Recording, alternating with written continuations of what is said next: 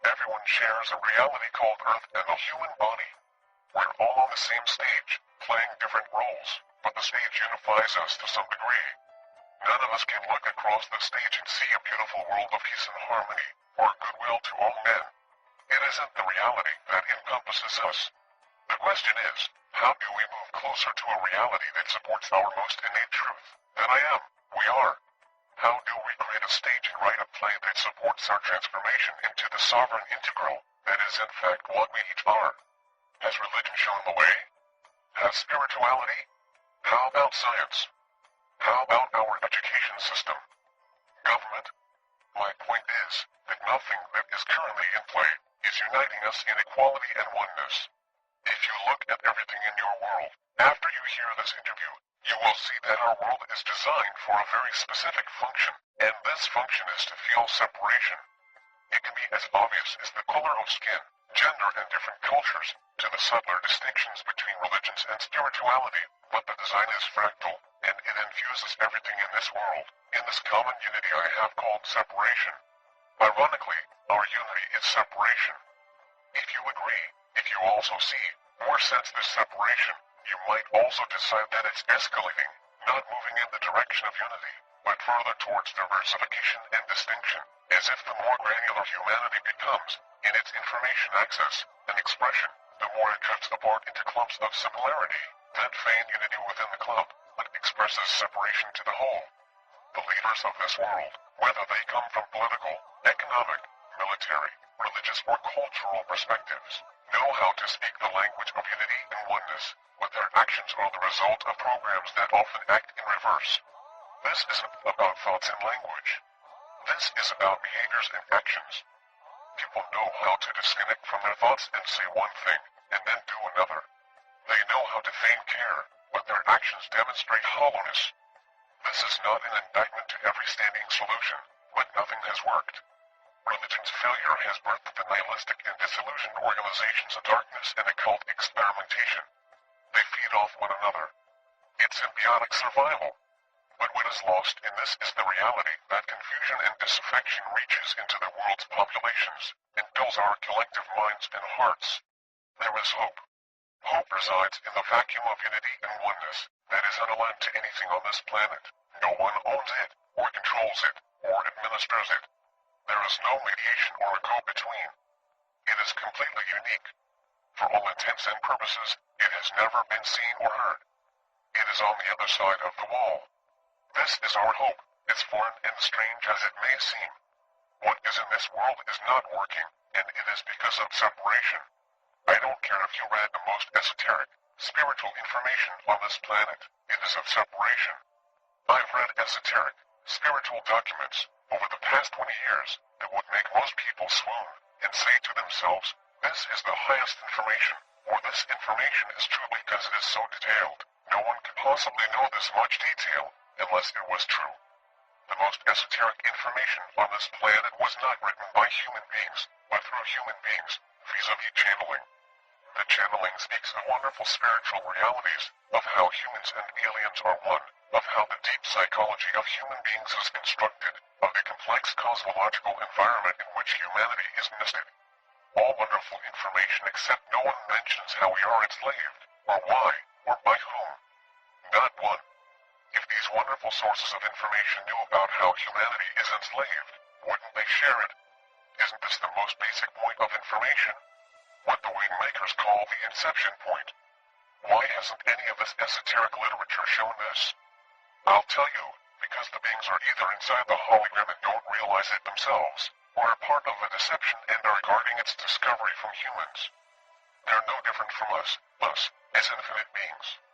They're lost in this hologram of deception as much as we are. For those of you who hear this interview and are unsettled by it, I can only say, good, you should be. It's a reality check on a cosmic, universal and individual level. You can bathe in the splendor of spirituality and quench your thirst with the presented masters, or you can deepen your understanding of the reality that confronts us and stand up committed to apply your self-expression in service to truth. To walk your life in the expression of resistive and insertive behaviors. To be sovereign and integral. It isn't about spouting high spiritual concepts in thoughts and words. That is the reflex of the consciousness system. It's parroting and robotic. Live the I am, we are, in your behaviors, and leave the mind. Shatter it. The mind is programmed to compare and analyze, which feeds the me separation. Sorry about that. I got a little carried away with my answer. No, it was good to hear your passion for this. I guess the thing that's interesting to me is that the Wingmaker's materials are esoteric, at least to me, and they seem to be explaining cosmological systems and psychological structures. How is it different than what you were just saying about the channeled information? Sometime this year the Wingmaker's site will be released on the internet, at least a part of it. Its only goal, according to its authors, is to introduce one concept, the sovereign integral. That is the fractal seed for the inception point. The second phase will introduce practical behaviors to support the sovereign being in their deprogramming of what it means to be a spiritual person. The third phase is to anchor the inception point and create the crack in the wall. You've talked about the crack in the wall as the inception point. Can you elaborate on that a bit more? I will, but first let me state something that I want to mention before I forget. The youth of this world are impressionable. They're transitioning from the subconscious implants of their parents and forefathers to the creation of their own personality. They want to be different. They want to express themselves uniquely, and this opens them to influence. Where does this influence arise? Increasingly it comes through technology and the culture creators of music, entertainment, games and books. They bring the tools for youth to make their unique layer of personality that can fuse atop their genetic layer of consciousness, the subconscious. The glamour models, as the Wingmakers refer to them, convey a powerful elixir, which is to be selfish and self-obsessed. Narcissism is okay. Nihilism is the philosophy. This is prevalent and it will continue to spread, because this is Anu's program. When technology is unleashed, in the form of global platforms, the impressionable youth will inform their consciousness and personality layers by means of this underlying philosophical belief in nihilism. The way this seeps into the culture, through technology that helps codify personality in our youth, is one of the clearest examples of how Marnix programming spreads. However more sophisticated the technology becomes, the more integral it is to the person, the more the culture creators will exercise this philosophical system in humanity. Why? Because nihilism is the belief in nothing, and if kids build their personality and belief system from these ingredients, they will be more obedient to their internal programs. Why? If you don't really believe in the higher reality of our world, you are more inclined to relinquish your sovereignty, or the I am consciousness. The phrase, selling my soul to the devil, is simply code for, I surrender to the will of Anu, and desire to let him take my life for his purpose. The unstated objective of that renouncing of the I am, is that Anu will give me something in return for my sacrifice. But the only thing that is returned, is slavery to the system. You walk your life according to your program, and the program ensures you are a puppet, whether you are rich or poor. I'm glad you mentioned children. Do you see them getting this? And if so, at what age? If you mean, will children understand the information that I've shared tonight? Yes, of course. In many ways, they'll get it better than their adult counterparts, whose human 2.0 interface is more welded or infused into the human uniform. But the Wingmakers have written the material so that they will be understood by the prepared, and age is not the key factor. It is the preparation. Like what? I mean, what constitutes preparation? Preparation is willingness to change. It is a lack of fear to embrace a completely new paradigm, and just as much, to release the old. If a person is poorly prepared for this information, they defend what this information tears down, which is nearly everything. They are not prepared to step into the vacuum of change that this information brings into their life. But why? It requires a lot of responsibility to accept this information. This information is unsettling because you are on your own. We are on our own. There is no savior, or army of angels, or ETs who are going to collect the good and bring them to their heavenly home. This also requires work. It is behavioral adjustments. It is impeccability. It is authenticity. It is attentiveness. It is caring. It is not a party. It is not surface cosmetics. This is a sober journey into self-realization, no matter how the realization appears. It is a commitment to that premise. You don't say to yourself, I'll walk that path, but only if I get to go to heaven and rest in paradise with beautiful souls all around me. That's not this path. For those who want that path, they can subscribe to the religion or cult of their choice and find those kinds of promises aplenty. This information is for those interested in breaking through to their true self, and in doing so, not to rest and relax, or party and enjoy, but to serve truth through their behaviors, until everyone crosses into that reality of oneness and equality, from which we came. You were talking about the insertive behaviors a little earlier. I wrote some of them down, but I didn't hear the word love. Did I miss it? Or is it missing for a reason? Love is not used frequently in the Wingmaker's materials in general. I think in part that's because the word carries so much baggage in this world. It has a kind of sentimental, codependent energy in terms of relationships, and then in culture it's used so casually, almost like a catch-all phrase that people use to greet one another like, "How are you?" Love is the unification force. It is only that, and yet, in many ways, that is everything. From the Wingmaker's perspective, it is a very important word concept, even though they use it sparingly. The 6 heart virtues I mentioned are considered the different ways in which love manifests in our behaviors. To this extent, love is expressed in these virtuous behaviors like gratitude, compassion, forgiveness, and humility. In that context, the 6 heart virtues, collectively, are the expression of love in the human dimension. What about joy? It also seems to be missing. I know this information seems very sobering and unsettling. Because I defected from the ACIO, I have 2 forces that would like me to fail. This pressure has weighed on me.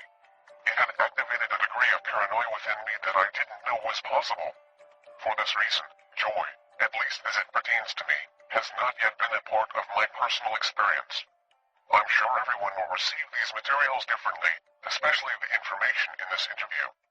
I would remind you that the emotional and feeling world is a functional implant, and the emotions we attribute to our heart or soul are not truly coming from those sources. Then, where do they come from? The layer of the mind known as the unconscious generates emotions, but they are felt throughout the human body. The unconscious layer of the mind is interdimensional, so it extends from bubble 1 to bubble 2, which allows you to feel in the astral world or afterlife. When I express any of the heart virtues, I place them through the lens of oneness and equality. That's where they achieve their potency and expression. Then I take that experience, and quite literally send it to my head region, imagining that experience is placed in the pineal gland, in the center of the brain. This is my way of mailing it to everyone, through the unconscious mind. Why do you call them heart virtues if emotions are generated by the unconscious? The heart is a metaphor for the portal within each individual. It is relatively free of the human 2.0 interface and mind functional implants, partly because of the electromagnetic field it produces, and partly because of its physical dynamics. The Wingmakers suggest that the heart virtue should be experienced and expressed first in this region of the body, instead of the mind or head region, as a way to isolate the tendency of the mind to simulate these emotions from the unconscious mind layer, where they, by definition, lack the same potency of expression, because they exist in separation. It sounds kind of complicated. I prefer to look at the flip side. If I do nothing, if I go sit quietly, in my chair and meditate, or study religious scripture, or pray, how am I supporting the progress of this reality?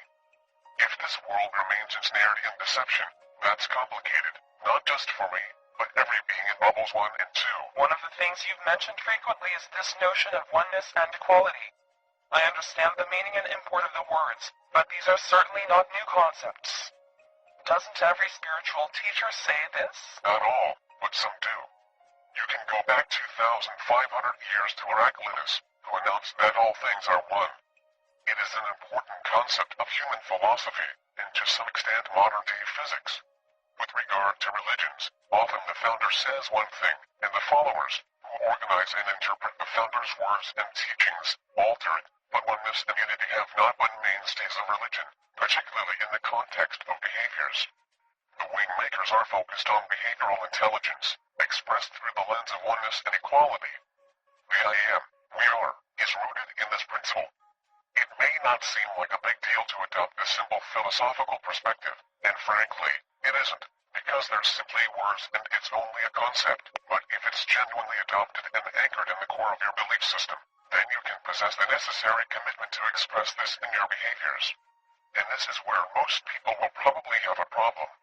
The Human 2.0 interface is full of programming from Warnick and the human unconscious. It is way down in this quagmire like a person caught in quicksand, struggling to find a rope or anything solid to pull themselves out. The rope in this case is the symbol framework of I am, we are, and applying it through our behaviors, but it has to line up. If you adopt the framework, but your behaviors do not reflect this, the rope disappears. The unification of all beings in all dimensions exists. It's only when you step out of quantum space-time that you